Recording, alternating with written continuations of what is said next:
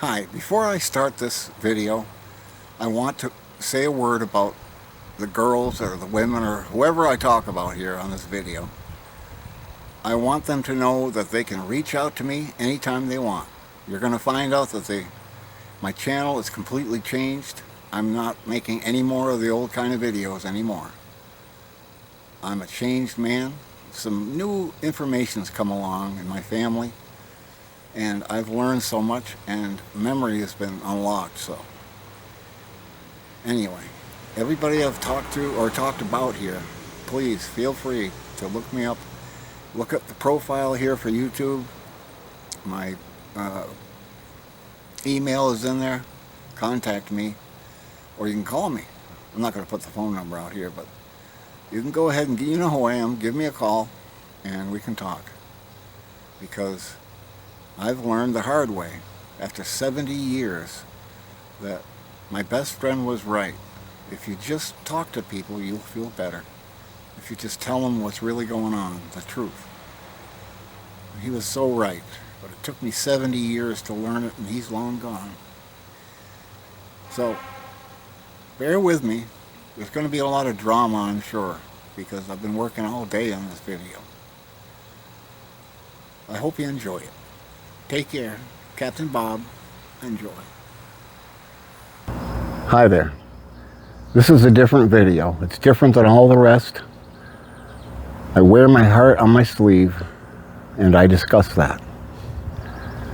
Now, this video is mostly for women. I don't think men should even watch it. They wouldn't understand it. Men don't talk about this stuff. I'm only talking about it because, well, I'm old now. And so I figure it's time for the truth. I'm going to let some bombshells out, and I'm going to clean the closet here. So I hope you enjoy it. I hope you'll leave comments and stuff. And, you know, my next video is going to be about abuse. And it's a very serious video. And so is this, too. I'm very serious. But that next one is the most serious. I've tried to make it 8 times already. I'm still working on it. It's the hardest thing I've ever done. And it's the hardest thing I've ever done to say what happened. But I'm going to do it because I'm old now. And I want to clean that damn closet, and it feels good. It really does feel good. They can't hurt me now. All those people are gone now. So, be advised that there's a lot of drama here. All in my mind, of course, the drama. But I can't control that. So, if you want to see a grown man cry, stay tuned. Because I got the drama. Alright? Do take care. Enjoy the video. Alright, welcome back to Bob's World Life. Here we go. Now, I've already got distractions up the yin-yang here. Now the mail's here. I'm trying to make a video. This is the 8th time. Let me think about that. Yeah, this is the 8th time. It's one distraction after another. And it's not just one distraction after another. I actually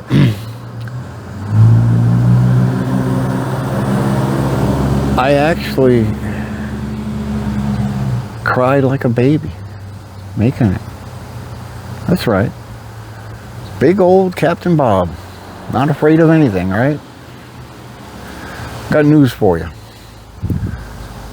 The big guy has a weakness. I wear my heart on my sleeve. And this will be the 9th time trying to make the video. What I wanted to do was I wanted to talk about relationships. That's what it's all about. That's what this video is all about. That's what I wanted to make. And I wanted to make it about my life. And I even set up a timeline. I worked this out. I spent hours doing this. working out a timeline where I remember back as far as like 5 or 6 years old, and I was just going to start from there and go to present time and talk about relationships. But I'm unable to do that because I realize now that what I have to do is make 2 different videos. In fact, probably 2 series of videos, because there's so much to this. One is, oh, and I told you there's going to be some bombshells dropped here, and I promised I would, and I will. Bombshells coming up. New information has been revealed about my family and whatnot. And so anyway, I want to talk about relationships, and it's really hard for me to do until you know who I am, and you won't know who I am until I tell you about my past. And I'm going to tell you things that I've told no one except my best friend who's passed now. I haven't told anyone this stuff. Not my family, nobody. Nobody knows. My friend took it to the grave with him. All these secrets. Well, I'm going to drop them. Because, first of all, I'm going to dedicate this video to my friend. His name was Kevin. The wisest man I've ever known. But he used to tell me, Bob, you need to tell those people how you feel.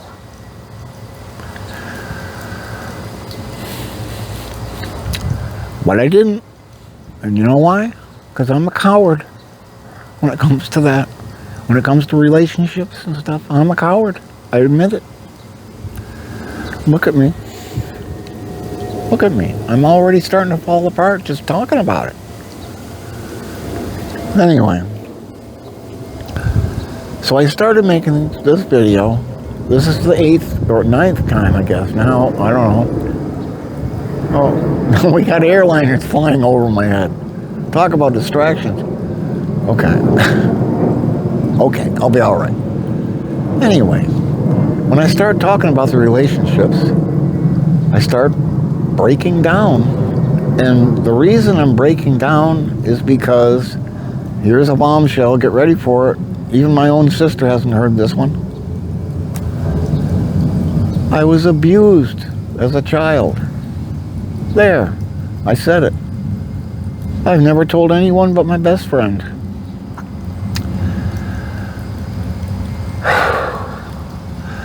I'm 70 years old. So I figured it's time to clean out the closet here a little bit.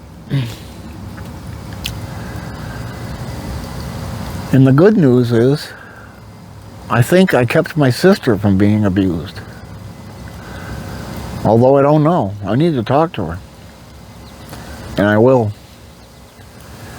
But anyway, what I want to talk about right now is relationships. Because we all have them.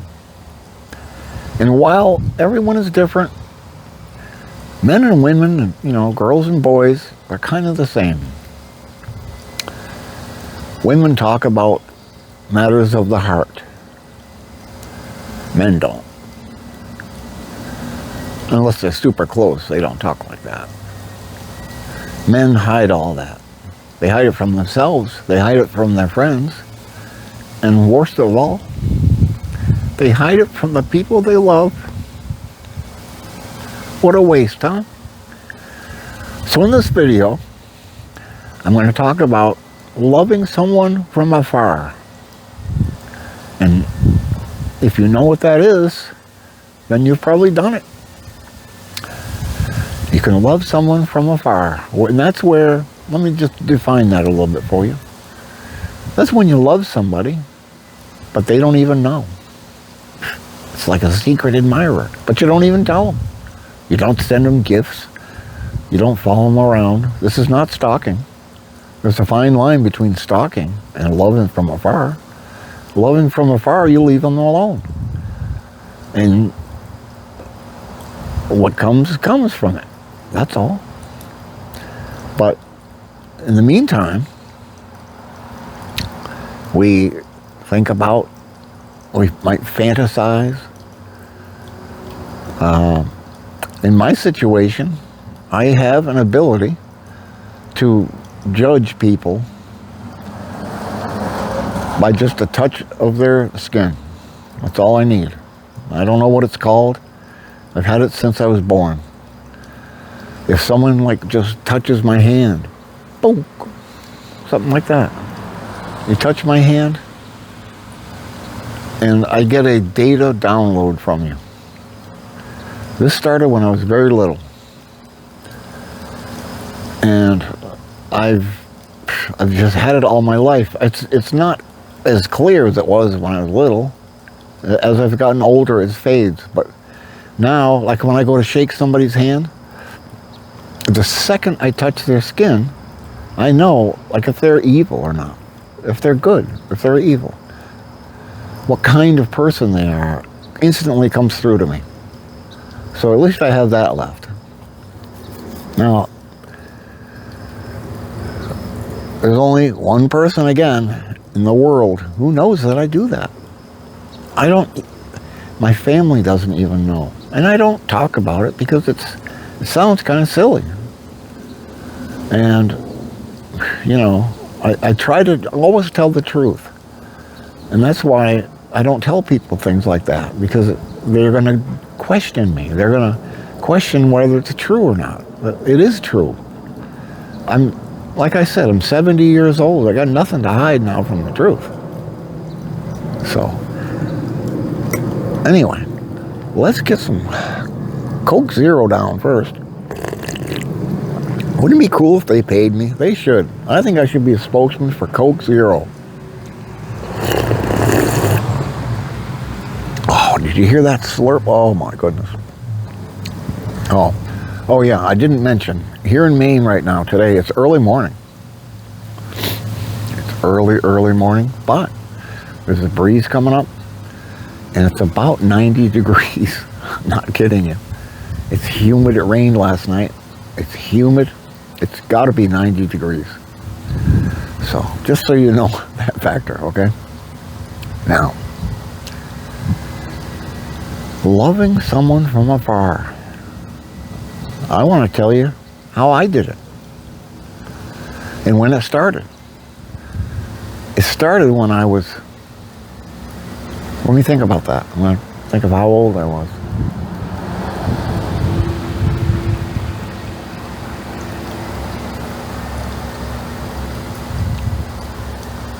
I would be 14, I think. I've got my timeline. I'm going to get my timeline and find out. Hold on. Stand by. Standing by on the timeline here.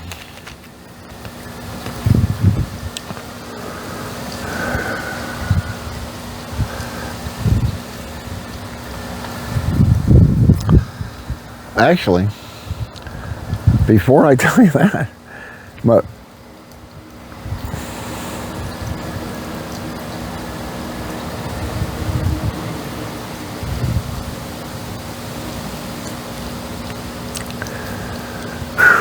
boy, how am I going to say this stuff?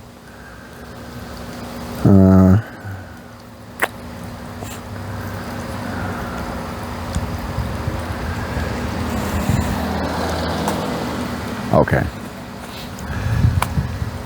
It looks like 3 or 4 different girls I've loved from afar, and I'm going to name them. Actually, I'm not going to name them all. Oh, some of them that I still run into now and then, and it's going to be awful awkward and embarrassing for me. But it's only fair that they know, right? Like, wouldn't you like to know if when you were a kid, or when you were a teen even,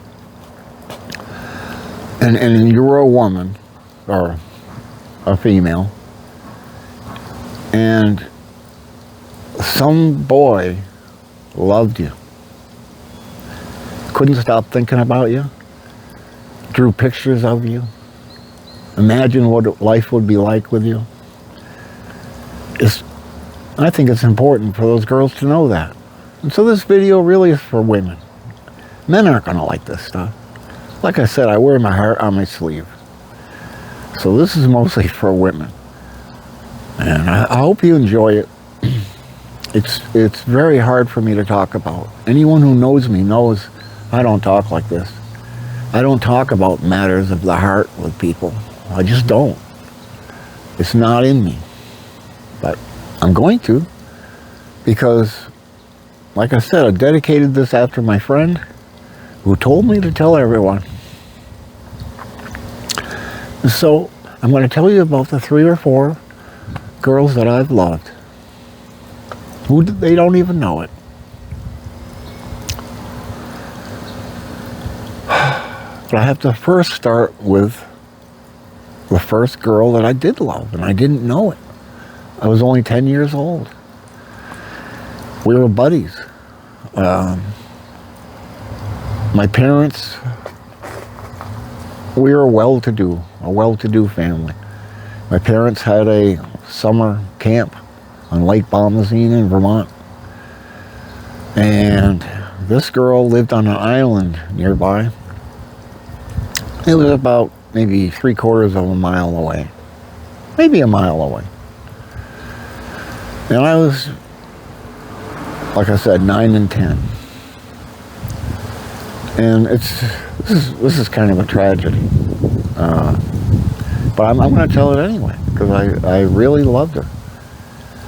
And what's silly is I didn't know it, because I didn't understand what that was back then. You know, this wasn't about, you know, the reproductive stuff that you think about when you're a teen. We were just friends. So anyway, one day I went to go and get in the, okay, first I guess I should set the stage a little better. I'm terrible at telling stories like this. Anyway, we had a wooden rowboat at this summer camp, and we'd stay there for the summer. And I'd hang out with my friend, like all day, every day. And then I'd go home for supper, and then I'd go back. I'd take this wooden rowboat and paddle to her house. And like I said, about a mile away. And I was only 10 years old. It wasn't that big. I had to wear one of those big Mae West orange life preservers. And I had to stand up in the boat to use the oars. I couldn't sit backwards like you normally would with a boat. I had to face forward and push with the oars, because I wasn't really big enough for the seat, you know, the way it was set up. So one day I go over there, and the weather wasn't that good. Like, the waves were already about 1.5 feet high, but I could handle it, you know. I was 10. So I get about halfway there. The dark clouds roll in real quick. The water, the waves must have been 4 feet now, maybe 5. It was a situation where it was like swells. So I'd be up on top and I'd be able to see real good for a while. And then 3 or 4 seconds later, I'm looking at nothing but a wall of water around me. And it just keeps doing that, right? And it's really dark. The rain is horizontal, absolutely straight across, and big, you know, droplets. And the wind is howling, and I'm thinking, first of all, I'm 10 years old here. I'm thinking I'm not going to make it. I really am not. I'm thinking, should I dive to the bottom of the boat and just lay there and hope that the boat gets blown to shore eventually? Because it's completely out of control. The boat's like bobbing around, and I have to stand in order to paddle or to oar it. So anyway, they called her parents called mine to say, hey, the weather's super bad. I can't even see the dock from our house. And this is bad. And so my parents called around to see if they could get somebody to go out there, and they couldn't. They couldn't find somebody that was around with a boat. And even then, I don't think somebody could have come out there. It was so bad. But all of a sudden, the dock comes into view. Somehow I made it. Like, I couldn't see where I was going. But her dock came into view, like 30 feet away. And I looked out there, and there she is, kneeling on the dock with a rope in her hand and holding onto the dock because the wind is blowing so hard, it would blow her off of it if she let go. The waves are hitting the dock so hard that the top of the wave is still the top of the wave as it goes on the dock. As it goes on the dock, the wave, it's hitting her on top of the dock. And I just couldn't believe, like every day, every time I went there she was. Not even a jacket on. She was going to wait there until I got there no matter what. And that's when I learned what love was. But I didn't tell her. Anyway, apparently, in her parents' customs, they were from like Norway or someplace like that where they have some kind of odd customs. And I didn't understand a word they said, actually, her parents. But her parents came over to my house the next day. They rode over in their boat, which they had never done. They brought their daughter with them, my friend. And so we just kind of went and did our playing around, whatever we did, while our parents talked. I could see them up on the porch talking, her parents and mine. And when they were all done, everybody stood up and shook hands and stuff like a deal was made. I'd seen this before. When you're from a well-to-do family, you'll find that deals are made in the weirdest places at the weirdest times. And when you see the handshake and the tap on the shoulder and that kind of stuff, you realize, oh, a deal just went down. Okay. God, I wonder if we just bought the island or something, you know? I didn't know. I figured it was good, whatever it was, right? The next thing, as they're rowing away, my parents asked me, you want to stay overnight with them tonight? They asked to have you stay over. And I said, yeah, sure. She's a lot of fun. Why not? No, I didn't think anything naughty or anything like that. I was 10 years old and I didn't even think about that. I was totally naive. All right, so I do. Parents let me stay over there. We do all our playing around, play board games and all the stuff that we did. And then when it was bedtime, her dad sits down next to me on the couch, and her mom gets up and takes her to her bedroom. And her dad was trying to tell me some deep emotional stuff, and I honestly couldn't understand what he was saying. And maybe a lot of it was going over my head, what he was saying. Because this girl was about 2 or 3 years older than me. And anyway, he was saying weirdo stuff to me. Some girls cry, and, I want you to know that that kind of thing is okay, and blah, blah, blah. I had no idea what he's talking about. Because it all sounds like Hergendurgen, Flurgenberger, So, while that was going on, her mom was getting her ready for bed. And so when we got done talking, he goes, okay, go ahead, go in. I go in her bedroom,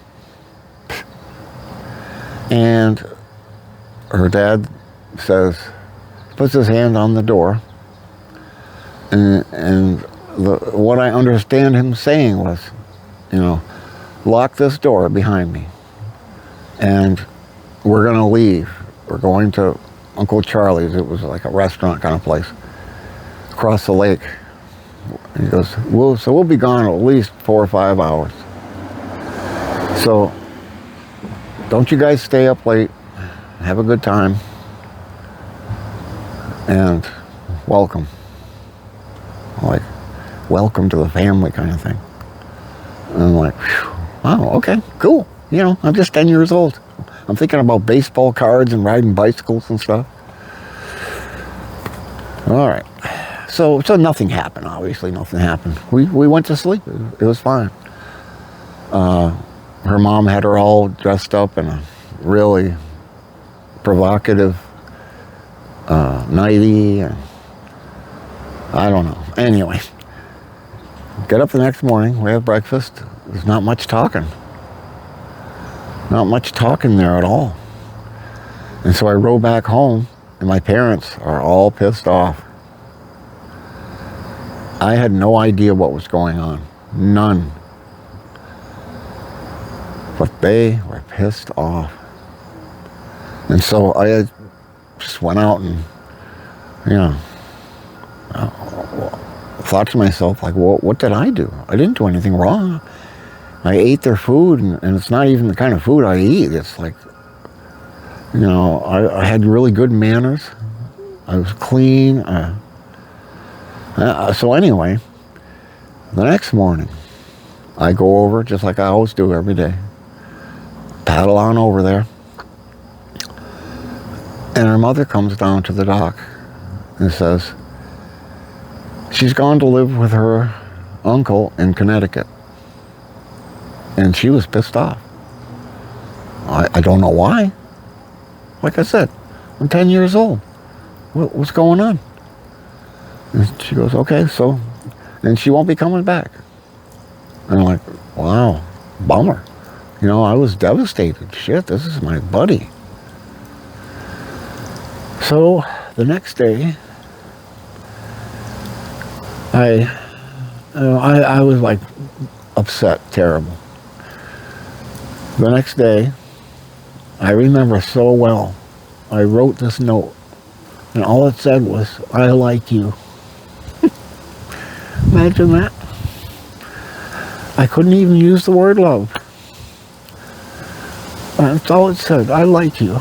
And I took a rock and I put that on her dock with a rock on it. I bet she never saw it. Parents probably just threw it away. But anyway, I was devastated. There, I got that one out of my chest. And if you're still with me, you must really want to hear the other stuff, right? Okay, I'll play. It feels good already. I've already said what I really wanted to say. You know, about the abuse and stuff. I started talking about it, and I spent like an hour and a half describing the abuse. What a terrible thing. And I can't put that on YouTube. I can't do that. I don't mind talking about it. I'd have to find another platform though, because they will not allow that kind of stuff. I don't blame them. I've got to get it out there somehow, because I don't want this to happen to other people. But anyway, let me look through my timeline and see where we go from there. I'm not going to tell you her name, because I haven't run into her since a long time. Long. Many years. All right, so when I was 14, I pissed off my parents, and I was sent to prestigious private school. Kind of like a military school, but not military. Had to wear a suit and jacket and stuff, you know, tie. It was really uppity. I think right now, the last time I checked, it was like $350,000 a year to send your kid there. And that's the tuition. If you wanted to stay overnight like everybody else, it's probably another couple hundred. So it's a lot of money. Back then it was a lot of money too. I pissed off my parents.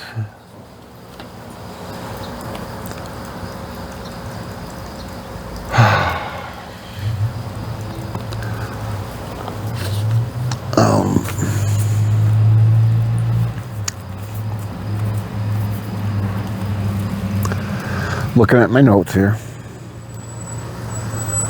Here's the mail lady. Hold on.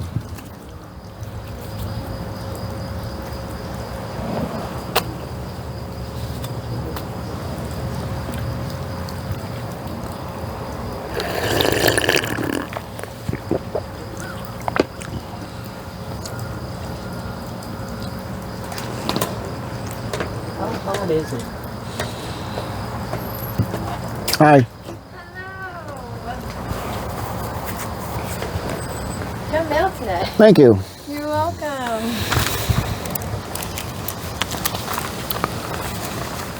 Okay. One distraction after another, right? Where was I? I don't know.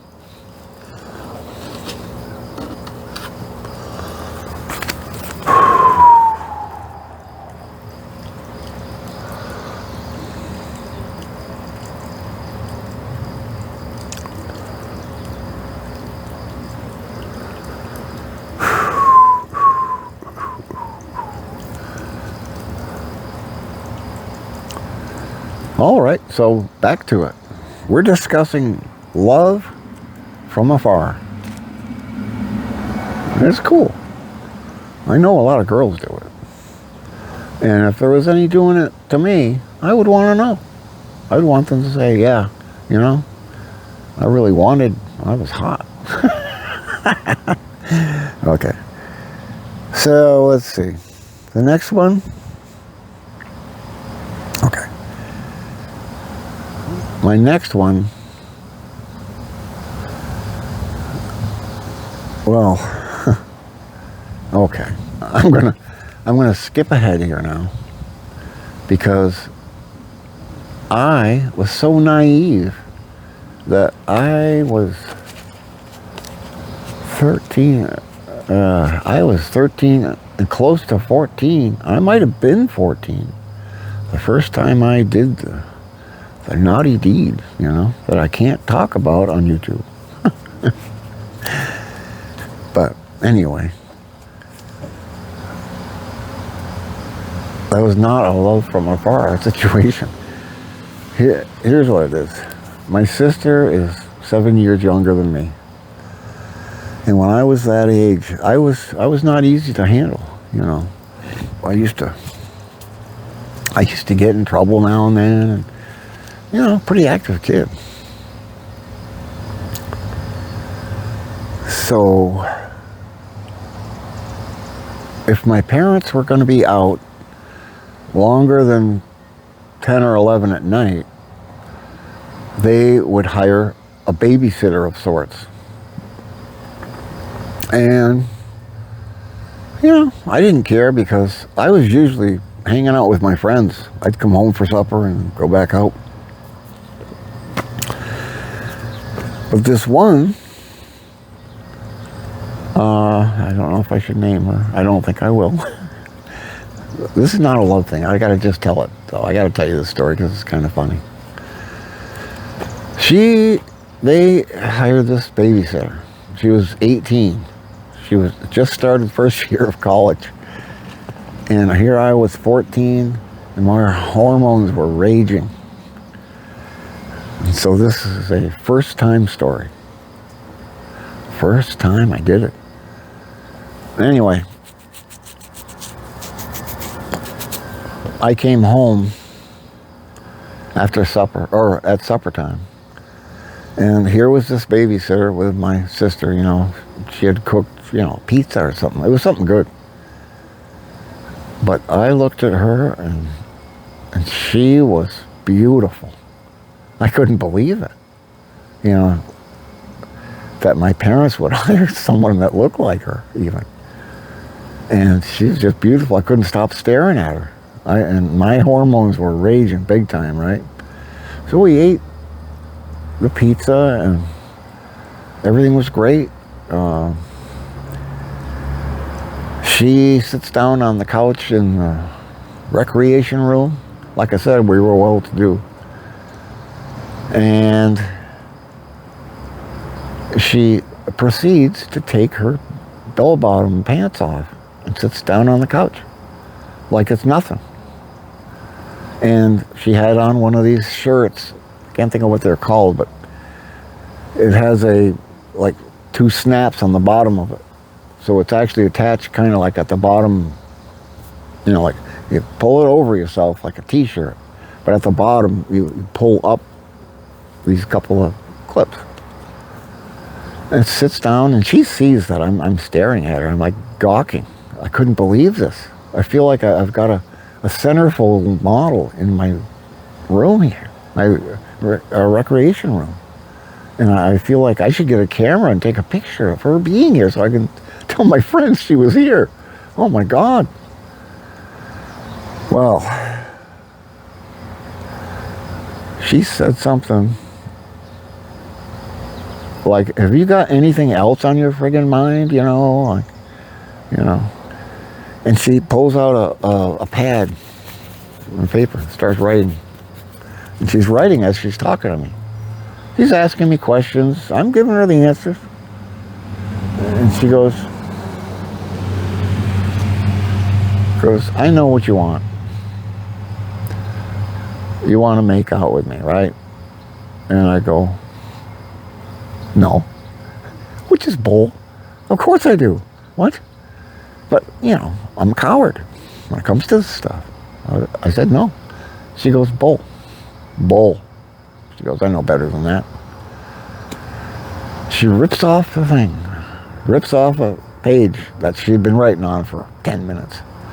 And there's 2 columns of stuff to do. For instance, wash my mother's car.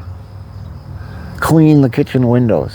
Clean all around the stove and the vent. Little things, but a lot of things. And there was 2 columns of stuff. So there was probably 8 or 9 things on each side of the column. And like rake the rocks in the driveway. We had a long driveway, but you know, that was one of the things. And all this stuff takes a lot of time. And she hands me this list. And she goes, if you can finish that first column, you can sit right here with me. I will make out with you. And I'm like, really? She goes, absolutely. My word is good. And I don't know if I asked her, but she told me. She goes, and anything more you do is extra. You'll get extra. That's how I roll. And I'm like, what do you mean? And she wouldn't explain. She finally, after refusing to explain, she goes, listen, tell you what, you finish the whole list, I'll unsnap these snaps and strip naked and go into your bed with you. And you can do whatever you want. And whatever you're dreaming, you have it your way. I'm thinking to myself, okay, this is where I wake up now. I'm going to wake up. I'm going to wake up from this. This can't be real. So I took a deep breath and instantly vanished outdoors. I did all those things. I'm not kidding. One right after the other, after the other. I worked my ass off. In a matter of 2 to 4 hours, I did all this stuff. And I came in. I'm all dirty and out of breath. And I slapped the list down. She's still sitting there like that. She looks down at it. She goes, how much of it did you get done? I said, every little thing. And she goes, I don't believe it. And she went out and verified everything I'd done. And I had done a good job, an extra good job. She goes, and she had put my sister to bed already. She goes, well, a deal's a deal. And she took my hand and pulled me to my room, stripped me naked, stripped herself naked, and we went at it. I should say I went at it. Now, there's not much I can say on YouTube, really. Let's put it this way. We went round the world. I did everything I'd imagined. I did everything that I saw in those magazines and stuff. I did it all. And it was wild. And the whole thing probably took 2 minutes. I'm not kidding. Well, maybe 3. Maybe 3 minutes. So when I was done, I was like, oh, this is great. I have a girlfriend. I now know what it is. I can do this anytime now. I am an expert now. And I was so happy, But what happened is, the next day, my parents asked, so how did everything go with the babysitter there? And I let go. I go, oh, she was wonderful. I've never seen anyone like this. I'm going to stay home. From now on, if she's going to babysit, I'm staying home. I mean, she's wonderful. And she goes, what's with this list? And she had left a list out and a little note on there that I had Bob do all this work because he was full of energy. And it was a massive list. And I go, yep, I did everything on that list. I told him how I did it, and how wonderful she was, and like have I mentioned that she's really pretty, and her voice is beautiful, it's soothing, and she's just so much fun. I can't wait to have her again. Well, long story short, that was the end of that. They wouldn't even give me her last name or her phone number or nothing. That was it. Nope. Oh no. Oh no, you don't. I think what happened is, now that I look back on it, is my parents or my mother went and looked at the sheets and stuff, and there may have been evidence of foul play. I don't know, but they knew somehow, and I'm sure that she didn't tell them, but they knew. And boy, she was gone. And she was gone. Oh, anyway. So it's kind of a funny story, but I had to tell it because it's real. All right. Next. Okay, this is Marcia.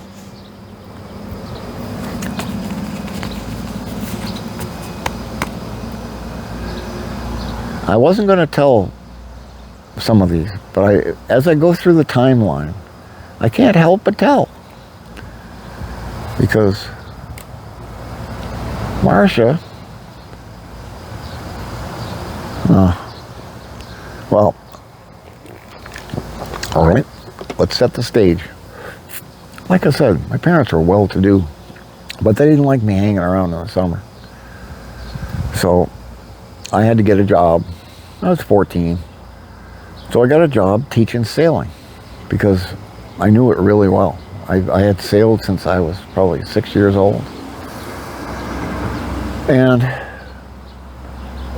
I did good with it. I was teaching at this boys' camp on the south end of Lake Bombazine. And there was this girl that I was friends with, and she worked at a summer camp on the north end. So it was a girls' camp. And they both taught sailing. So I was able to transfer back and forth. Like when they needed somebody, I'd go to the girls' one. And when the boys needed one, I'd be at the boys' one. And then, so I got to know this girl, Marcia.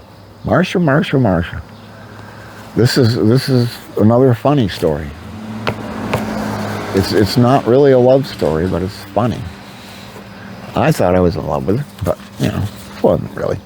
Anyway, she wormed out a deal so that if the weather was bad, or 2 or 3 other conditions were met, that I would be able to stay overnight at her, where she was a counselor.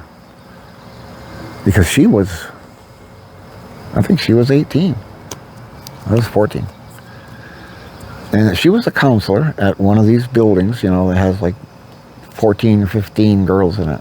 And the girls range from maybe 8 or 9 to 15, I'd say. Well, anyway, she wormed this deal. And I thought it was pretty kinky, you know. I thought, you know, hey, this was the plan. And her and I, we talked about, hey, we're, you know, we're going to do it. And we talked about this for like a week. And then a big storm came while I was there teaching. So it was like I had to stay. I had to stay overnight now. And they're like, okay, well, go ahead and stay. You can stay, you know, in your friend's cabin there. And, you know, just, you know, be an adult and be good. Yeah, right. So she kicked out the girl that was in the cot next to hers, and so that I could sleep there. And so picture this scene. This is funny, I know. And it's embarrassing, but I love telling this stuff. What the hell? Like I said, I'm 70 years old. I got nothing to hide anymore. All right, so everybody's in bed now. It's maybe 10:30 at night. Girls are all asleep. And, you know, she, you know, reaches out to me and, you know, we strip down, laying down, strip down. And she basically worms her way on top of me. She's laying on top of me, basically, right? And, okay, yeah, we're doing it. But real slow and quiet, because we don't want to wake up any of these kids or anything. So she's moving really slow, and of course, I'm just in heaven here. This is literally what heaven is to a 14-year-old. I'm not kidding. Anyway, but I digress. She's like really slow, like painfully slow doing it. Thorough, deep and thorough, but slow. And it's kind of like driving me crazy. Now, back then I wore glasses. I couldn't see diddly without them. And it's pitch black in the building. So, and I don't have my glasses on. But while she's doing this, I see this green light about 25 feet away. Nothing but darkness, but this one green light. And the light is like moving slightly, you know, like a firefly. And I'm thinking, wow, that's a brightest firefly. The firefly is not acting right, you know.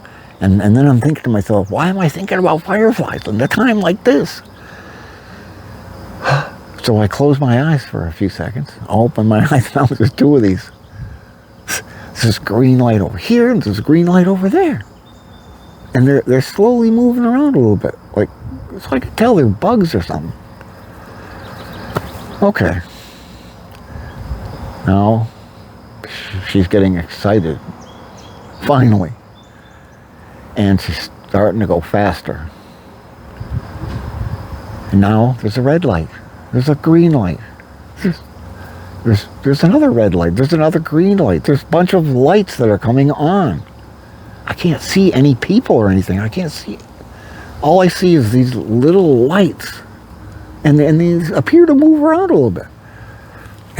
And so finally, she, went real fast and then had a great time. Orgasm. I hadn't yet. This is really weird. I'm surprised. But she goes first, right? And finally, all of a sudden, I felt myself explode. And right after I did, I opened my eyes again, and there is like 30 of these freaking lights all over the place. The place is full of these lights. And I go, what the hell? And she lays down on top of me and whispers in my ear, I kind of told them they could watch.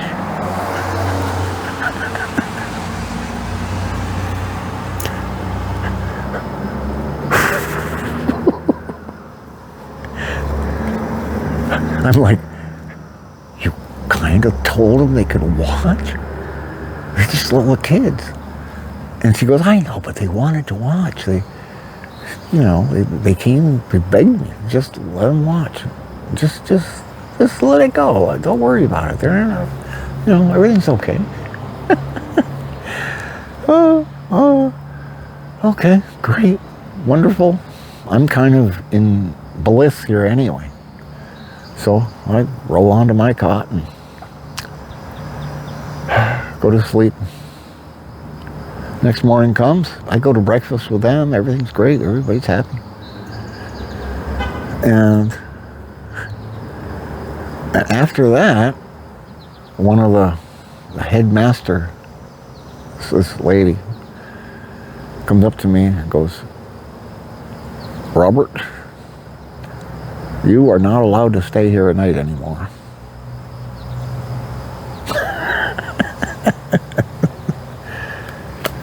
I go, what's the problem? She goes, well, I was a bad influence on those children. And I go, okay, well, basically, screw it. I'll just go home. And she's going, no, wait. We still want you to teach the sailing. I'm like, yeah, but I mean, if everybody's all pissed off, I'll just go home. No big deal. No. Please stay. And I did. But I never got to stay overnight there again. Anyway, that's a funny story. I just wanted you to know. All right.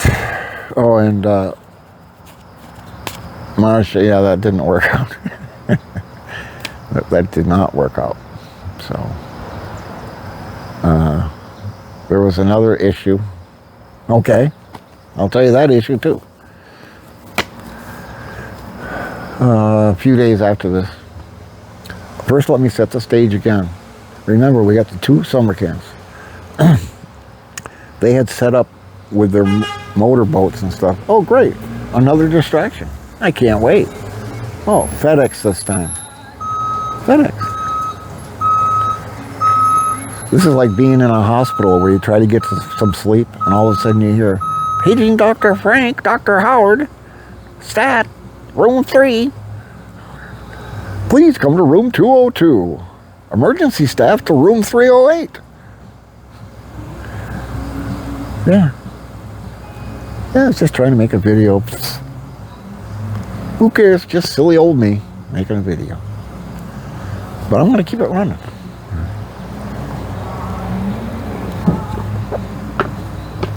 I'm getting ready to do my hobby here. Hey, how's it going? How's it going? That's the B is Yeah. further this Yeah. way. Awesome. Thank Have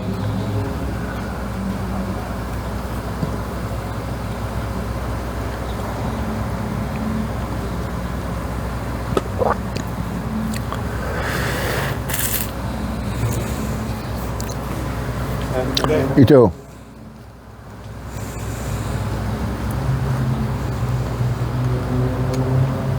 A likely story.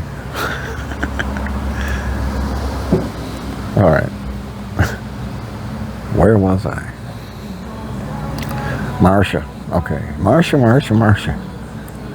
It didn't work out. And I'll tell you how. Like I was saying, the 2 summer camps, one on each end of the lake. They set up a network where you could send mail or food or any package back and forth from school to school, and in maybe 5 different locations around the lake. You know, a state park, this place called Uncle Charlie's. There was a bunch of stops. And they had maybe 20 boats running during the day. And even at night, there'd be like 10 running. And so they'd use it like a ferry. You know, people could get on a boat, go from point A to point B. They knew exactly how long it was going to take and everything. It's just something that they ran. It was a continuous 24/7 thing. And because of the way the system was set up, and it was 2 schools that set it up, it was set up like a bus schedule so that they knew at any given time which boat was where and when. And so if a boat was like even 5 minutes late coming in, they knew exactly where it had come from. And it was a pretty good system, really. Well, one of the younger girls in Marcia's building was a part of handling that scheduling stuff. And there were precise numbers. They were like 8:05 departure, 7:01 arrival. And pretty much everybody held right to the minute as possible, except for weather when it's bad. And then, to make it even more intense, they threw sailboats into the mix, which of course are a lot slower than motorboats. And now they can move even more people, more products, and more mail. It's just the sailboats aren't as predictable as far as timing goes, so you can't schedule them. All right, so big party coming. Big party coming.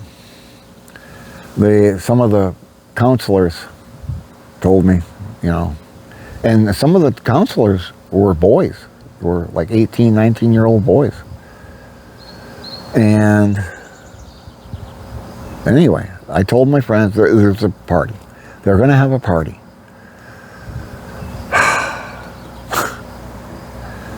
And it was at the girls' school.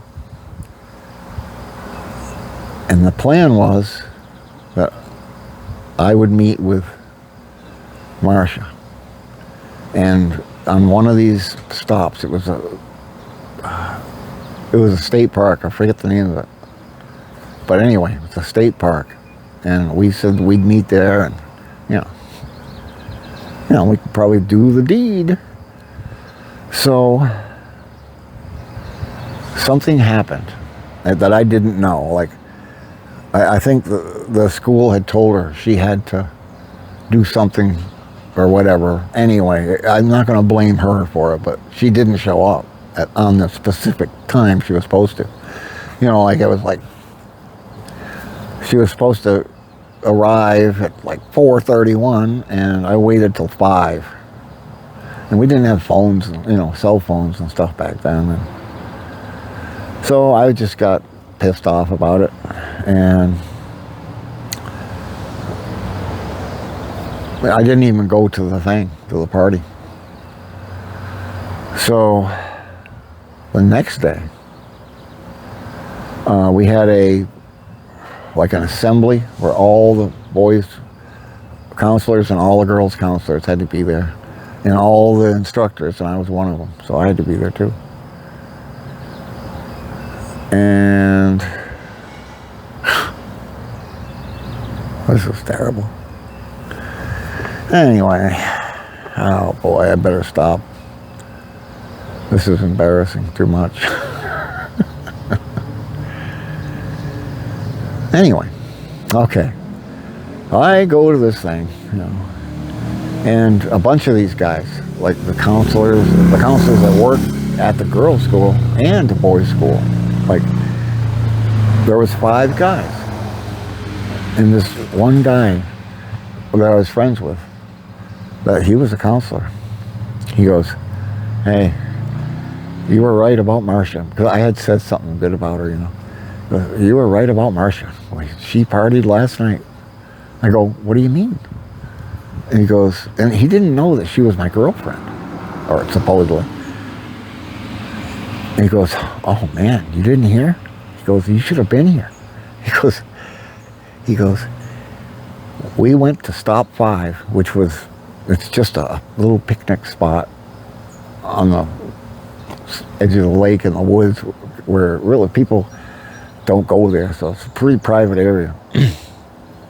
We went to spot 5, and he goes, "You wouldn't believe it. She did 5 guys." I go, "What?" He goes, "I'm serious. I'm one of them. She was freaking great. You know, she's a freaking monster, you know. She couldn't get enough. Like Billy did her twice, you know." I'm like, "What? What the hell?" And then he looks at me like, I didn't mean to, you know, I didn't know she was, you know, I didn't know you really liked her or whatever. I'm going, "Oh no, that's okay, that's no problem." He goes, "Oh, okay, I thought you were pissed off." I go, No, it's fine, it's just dandy, you know. I thought she was my girlfriend, and they're naming restaurants after her now. 5 guys, come on now. No, I didn't say that, but you know what I was thinking. It was like, this is devastating. Yeah. When you're 14, 15 years old, that's devastating. So I never talked to her again.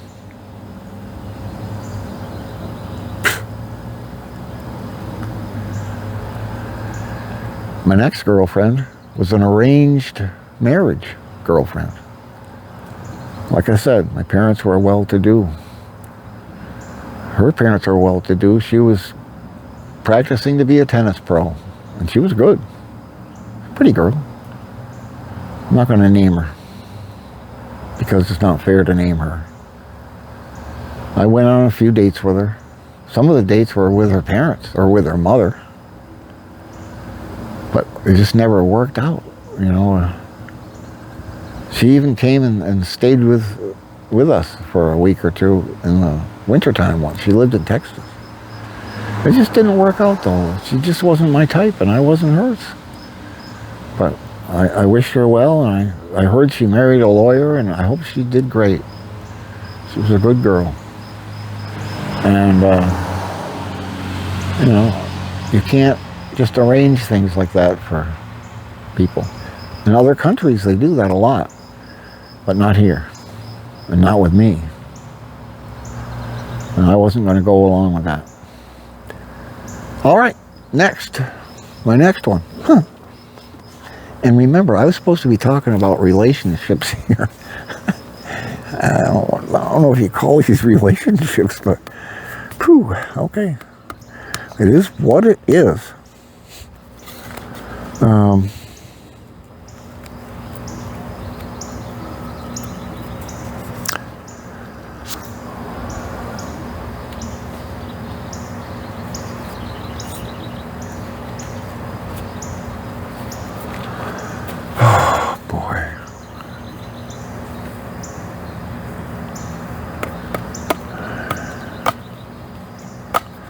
Some of this I can't talk about without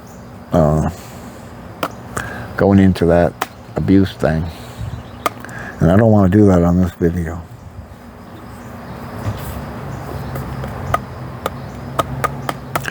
So what I'm going to do is I'm going to move up to The next one, the next girl that I loved from afar. The next one, her name is Kathy. And I'm not going to use any last names because she didn't know. I mean, every time I'd run into her, my heart would flutter. I'd get all choked up. I wouldn't be able to talk. This is the same way as Judy, the one I told you about before. Get all choked up. She probably thinks I was a nerd. But I had dreams, you know. I had dreams. And I want her to know that. Part of that thing, like when somebody touches my skin, I remember hers. I think it was really early, like 7th grade maybe. And she just reached out to hand me a piece of paper that they were handing out in class. She was handing them to everybody. One for you, one for you, one for Bob. But when she touched me, just with her pinky, boom, flash, I saw all this stuff, you know. I saw us married, kids.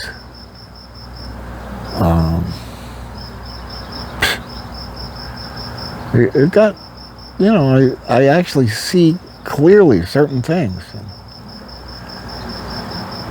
So, just in case anybody knows her, she used to drive a yellow Volkswagen. So if you're trying to ID who I'm talking about, yes, Kathy, it's you. Never got a chance to tell you how I felt. And it breaks my heart. So, we'll move on to the next one. Cindy. I went to church with Cindy. We were a well-to-do family. I don't know if she was or not. Probably was. She married a guy who ended up being a state cop. I bet she had no idea.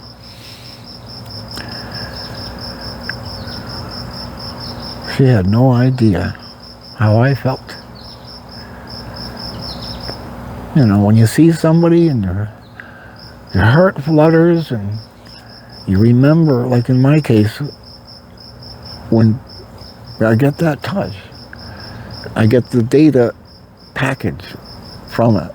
That stays. That's permanent. I look back on that 10 years later. It may not make sense to most, but it's the truth. Yeah, I want you to see. It's the truth. I want you to know that. Look at me, yeah. I mean it. All right. So Cindy.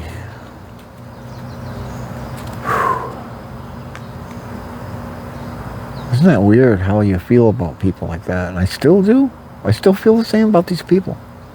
Nothing's changed. I'm 70 now. Man.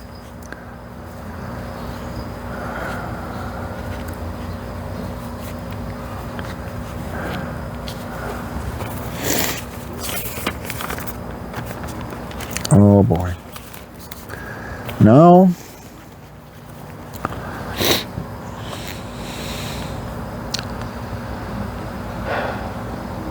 I'm not going to name this girl. But this was probably the strongest one that I've loved from afar. Keeping back to the topic. This one was somehow connected with my best friend. I don't know if it was like family connections or whatever. But the first time when I made contact, and like I said, this touching the skin thing,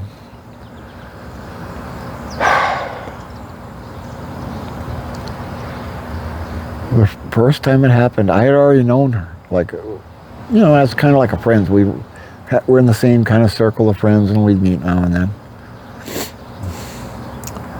And on this one day, I was 18 years old. I think I was 18. Maybe 19. Anyway. I could have been younger, actually. I could have been 16. You could drive at 16 then. And I was already partying with my friends, drinking, smoking and stuff. When I was 16, driving. I learned to drive that way. Okay, but I digress here. Let me think. Yeah, I remember so well. We were partying a lot. And it got to be about 7:30, 8 o'clock at night. Still light out and stuff. It was summertime. Nice day. Somebody came up with the idea, actually a guy named Ed, came up with an idea to go to the movies, or the drive-in. We had drive-ins back then where you take your car. You actually take your car, you open the window, and you put the speaker on the glass. And the guy driving has it loud. Everybody else has it low. And then they switched it so that the audio would be on your FM radio. So everybody could hear it the same. But anyway, a lot of fun drive-ins. It's too bad they don't have them around here anymore. But anyway. So we decided we'd go to the drive-in. Well, of course nobody had any money. I had $5 in my pocket. And it was $5 to get in. Per person. So we packed at least 8 or 9 people into my trunk. My mother's car, a Chevy Impala. Had a big trunk. Well, we packed like 8 or 9 people into that. 3 girls, the rest all guys. Because I remember that I had to stop halfway to the drive-in because they were pounding. And I had to stop so that we could pull the girls out and put them on top of the pile because they were like underneath in the middle, and the guys were too heavy. So we put the girls on top, packed everybody in, and here's the UPS. Oh, not to be outdone. UPS for your convenience. Big Brown. Anyway, where was I?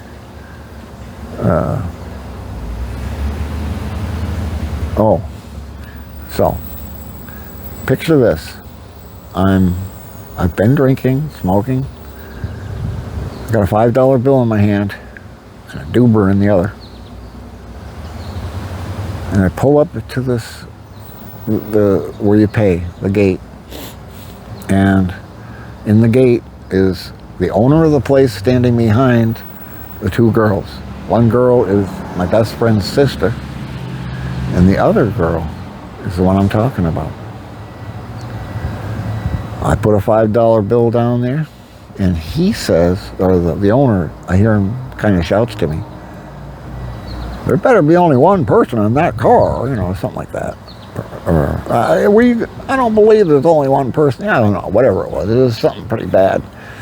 And I had never actually lied directly to somebody like this before. And honestly, I didn't know what to do. Like, I had it all planned. So I was going to give her the 5 and give her a doober.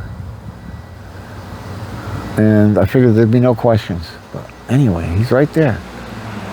So I lay the $5 bill down, and I have my hand on it, right? My hand is on the $5 bill.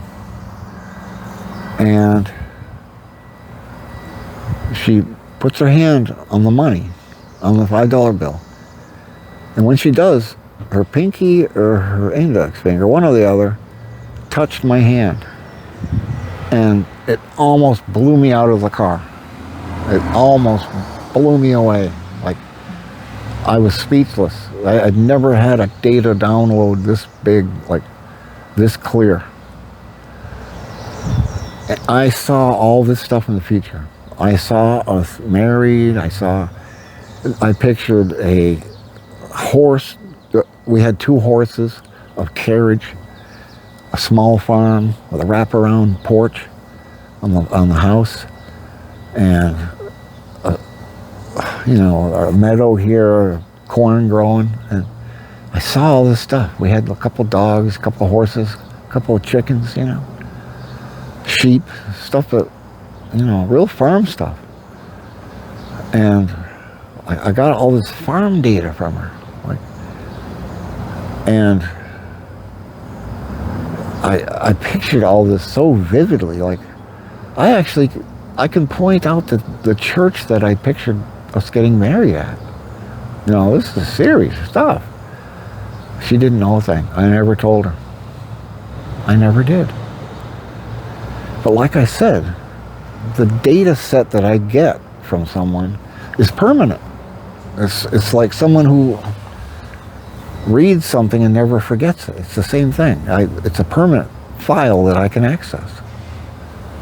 I could tell you, I could list everything on it right now. And I'm 70 years old. So I would occasionally run into her. Like I said, we were kind of in the same loop of friends. Occasionally run into her. And every time I would it was so nice just to hear her voice, Okay, Bob, straighten out here. Get my act together here. Hold on. Emotional problem here. All right. But anytime I saw her, she was always really nice. I think she was just a really nice person. She's a healer. I knew it before she did. I knew it before she did. She does massages and stuff like that, But I knew. I foresaw all that too. I know that it's impossible for some people to believe this stuff. I want to show you. Stick with me here. Stick with me. It's real. This is real stuff.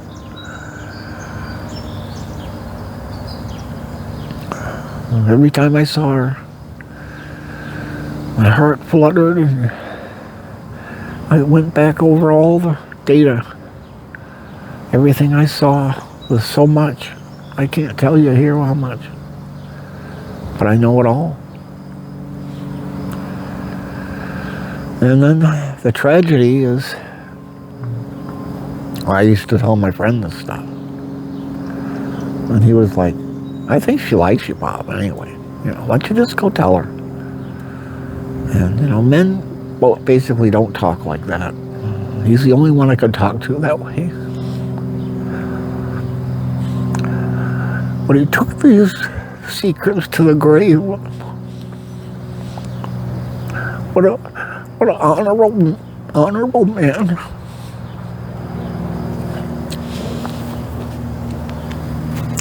One moment, please. I need to make a few adjustments.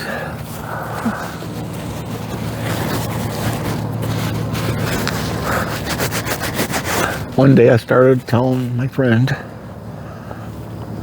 some of the data set that I had. Every now and then I'd tell him a little piece of it. And he was like, Bob, listen to me. You gotta talk to her. And I'm like, I can't, man. He goes, write her a note.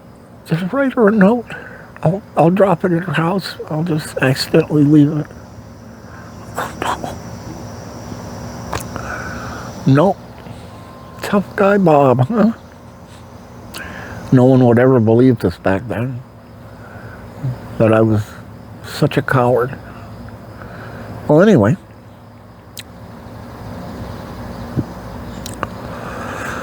I start telling him and stuff, and he goes, Bob, I think she's planning to get married, and it's to my brother-in-law or cousin. I think it's cousin. I go, what? Get married? No, that's not in the thing. What's not in the thing? What? No. No. Absolutely not. And it was a tragedy to me. I went dark. Hi friends, sorry, just an addendum. I got this late in the day and I realized I forgot part of the story. I left out some important details about this girl from the drive-in.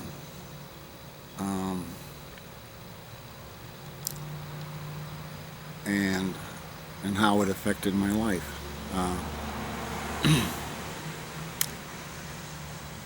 I guess I must have been low 20s, 21, 2, somewhere in that area. Maybe 20. I don't know. Anyway, when this happened, and all this time, I've always gone through that same data set, or whatever you want to call it. And I remember, I remember all this stuff. And at the time, I even told my parents, that I'm thinking of actually settling down, because I was kind of a wild kid. I grew up pretty wild. And, and I was well-to-do and everything. They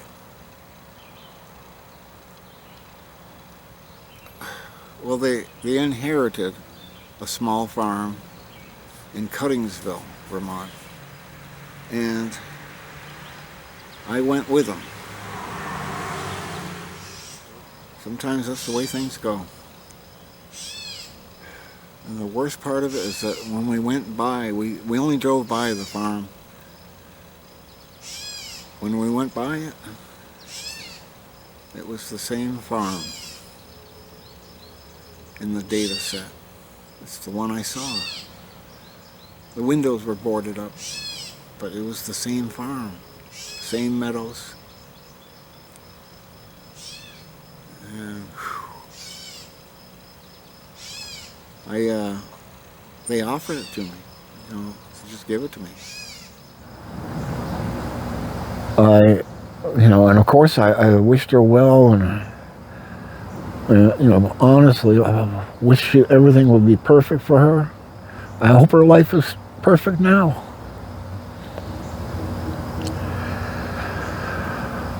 It's just not the life that I had planned.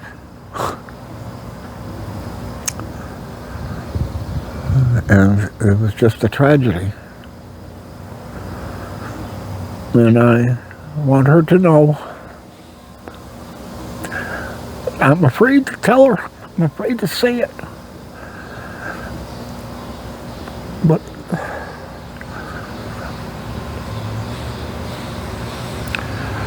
I think it's evident how much she meant to me.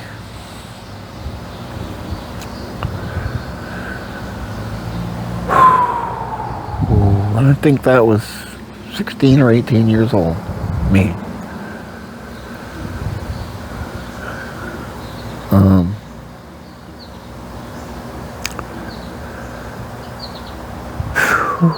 Let's see, where to go from there, I don't know.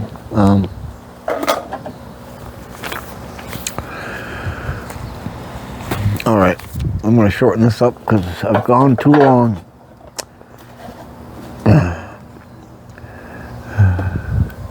So that's when I was 18. When I was 23, I mean, yeah, I dated and stuff. I didn't really have any girlfriends as such, I guess. Anyway, it wasn't much. Excuse me. Boy. pretty hard when you're a tough guy, you know. Now, emotionally, I'm a big baby. So, now, we're going to move on. Remember back, I told you when I was in 3rd grade, I think I was 8 years old. And that girl, Judy, boy, I remember the touch so well. And the data set I got, that was massive too. That was, back then, when I was that young, stuff was super clear. Super. Like, yeah, we had this abuse thing that I'm going to talk about in another video. But it's because of that, I think, that I honed that ability. Sad way to have to get that kind of ability, huh? Anyway.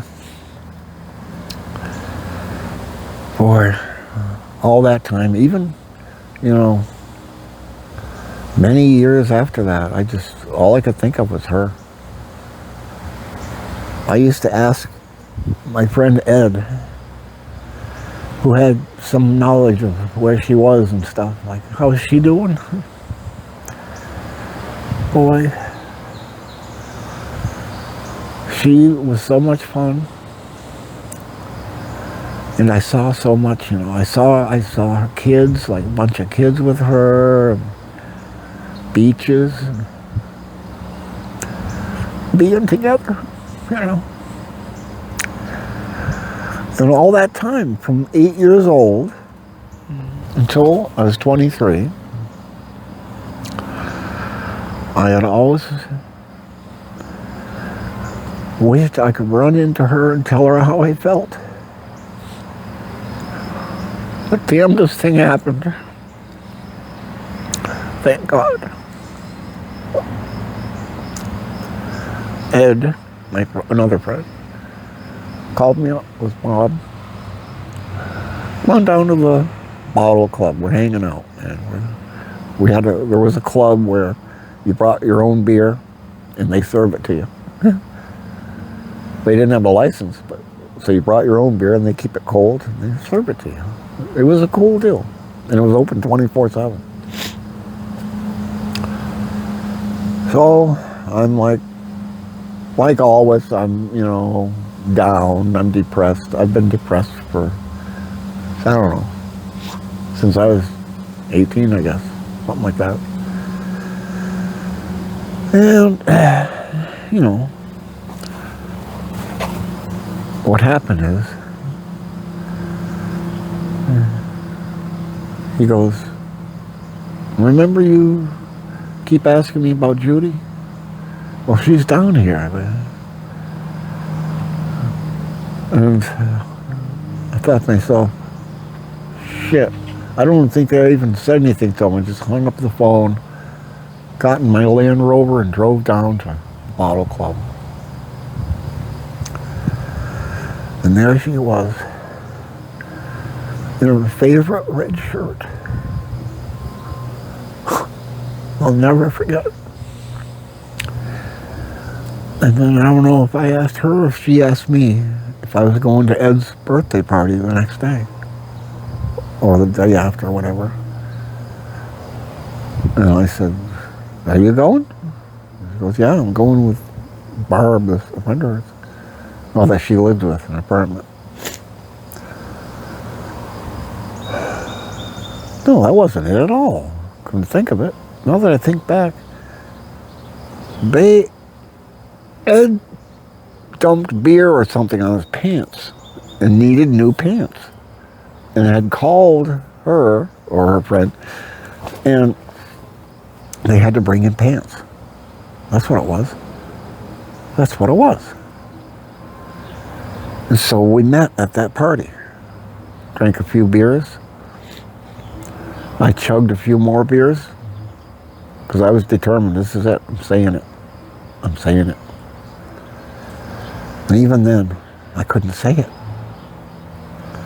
I asked her if she wanted to come out with me outside.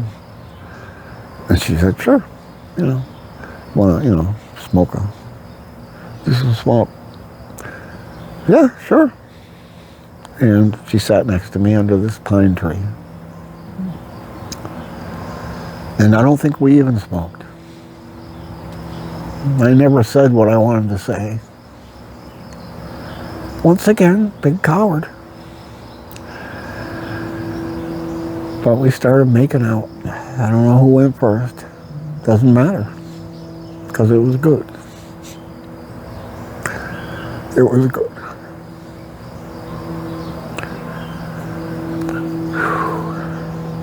So good. So I took her over to my parents' summer place on the lake. Took her out for a boat ride. We didn't go fast. This boat was made to go fast. Went real slow. Because I just couldn't get enough of being hurt next to her.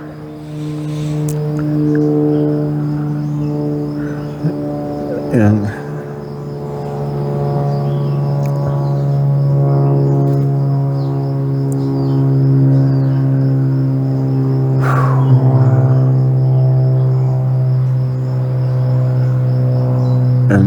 so to end this on a really good note, because honestly it's been an emotional mess for me. I've spent hours and hours trying to do this. But now on a good note, I married that girl. She's still with me. I still feel the same way. She's my baby. Even now I get all choked up talking about her. She's right in the door, right behind the door. I still get all choked up talking about her. Isn't that stupid? We've been married like 45 years. Same woman. We had the kids that I saw when she touched me. We lived near the beaches. All that stuff came to pass. And it's left me really happy. But I've gotten to this point. And I'm ashamed of myself for not telling people before how I felt. It's weird how things work. And I'm just so lucky. Now when I get into the abuse one, you're going to say, you're not lucky at all, Bob. But I'm telling you right now, I'm the luckiest man on earth. And here comes the next distraction.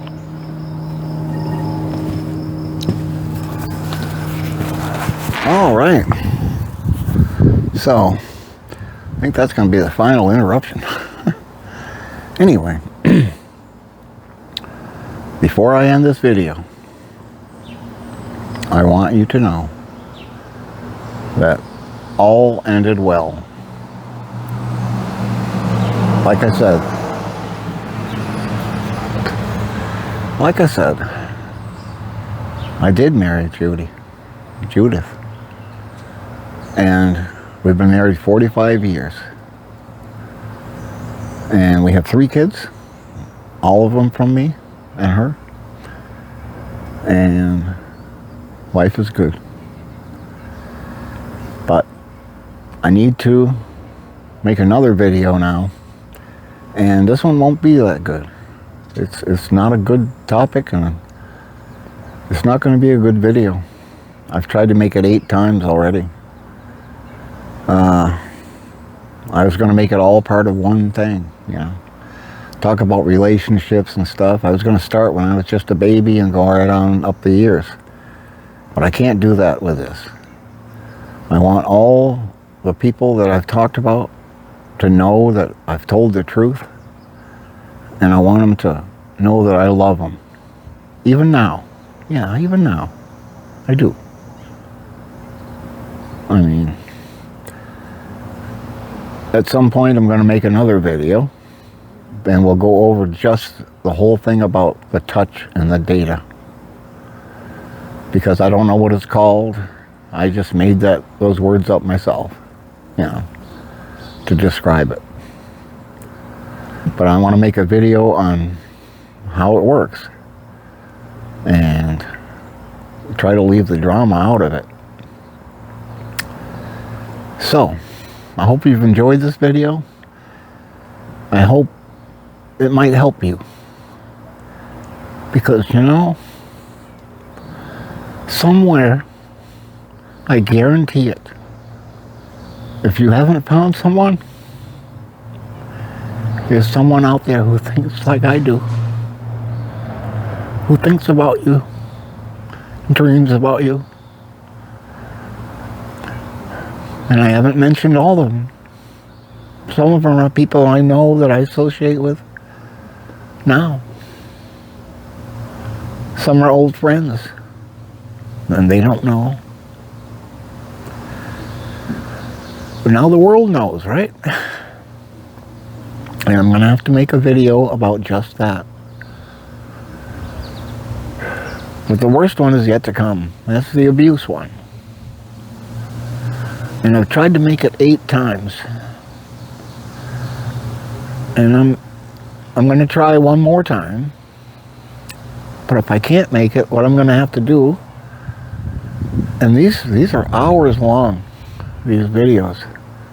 If I can't do it, I'm going to edit the stories from one to another and try to keep it in order.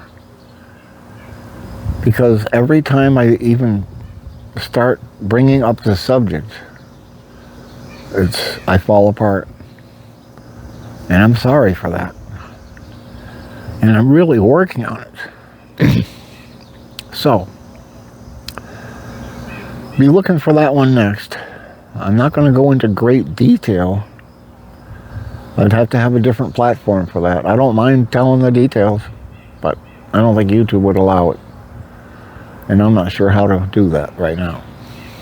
So, but if you want to leave me a comment and ask a question, any questions you want, I love to answer them now. Now that I'm 70, I figure I can just tell the truth. It doesn't matter.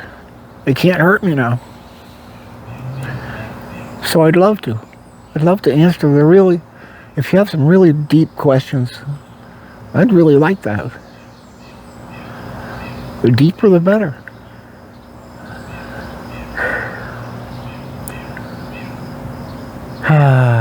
Taking a deep breath because it's a big relief, you know, to get that off my chest a little bit. But let me know if you want me to talk about whatever you want me to talk about. Well, I do have to talk about the abuse a little bit because it might help someone stop being abused. And I'll tell you some signs to look for. And once again, if you see those signs, or if you know anybody that's gone through the kind of thing that I'm going to be talking about, I want you to just call 911. Don't even bother watching. Just call 911. Have them check up on them. It's okay. You don't even have to give them your name. But you could be the one who stops some serious abuse. All right? There. I said my piece. And I hope you'll send me some comments. And if you haven't subscribed, go ahead. I never say that stuff, but I mean it. Because what I'm going to be talking about next is so serious that I want you to send it to all your friends, everybody you know.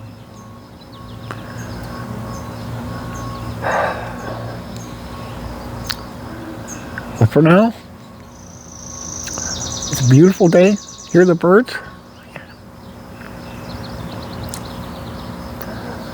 Yeah.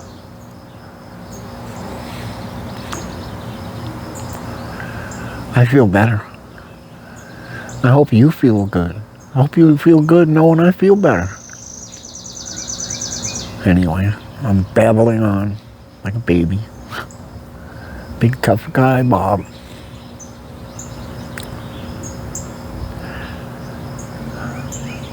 Take care all. Talk to you next time. Captain Bob. Bye-bye.